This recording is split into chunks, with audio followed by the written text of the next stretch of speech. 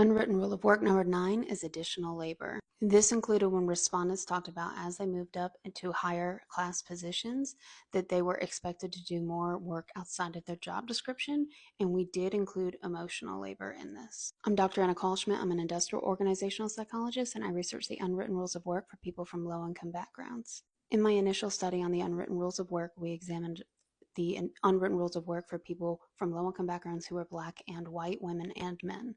We don't usually use percentages in qualitative research, but to give you a sense that not all of the rules are applied equally, 82% of our Black women respondents said they were expected to do additional labor, followed by 50% of the Black men and 40% of the white women. Only 18% of the white men said the same. And this is consistent with other literature. By literature, I mean research. For example, women are expected to do more emotional labor for their supervisees and even their bosses, but men are not usually expected to do the same.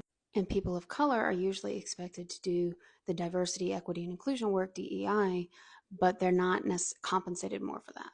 In fact, a McKinsey study from 2021 said that while 87% of companies said that DEI work was critical, only 25% said that they rewarded it monetarily. I've seen examples of both of these in my life and my life of my friends. For example, in a management position I was in, I had literally 4 roles for no additional pay, and all of the women, whether they were white or women of color, were all expected to take on extra roles as they kept firing people, but the men never had to, and it was that they wouldn't be good supervising people, that they didn't have the people skills.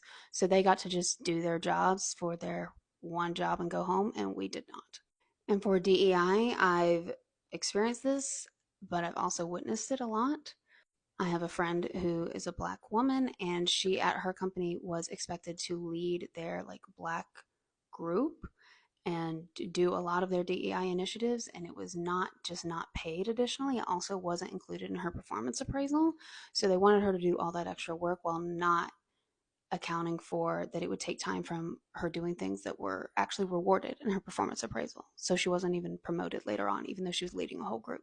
I can provide some tips that research says will help with pushing back on taking on additional tasks, but to be completely honest with you, it has never worked for me. It has always been implied to me to take the extra task or we're done. And honestly, if you're in that kind of situation, you should look for something else. Things you can do is document everything you do and document everything you're asked to do over email.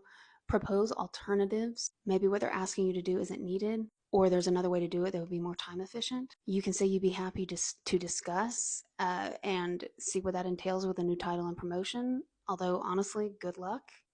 I honestly think one of the best things you can do is to ask how you should prioritize the task.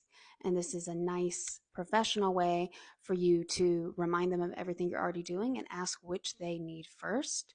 And if the answer is all of it, then you have an idea of what that company is going to expect from you from here on out.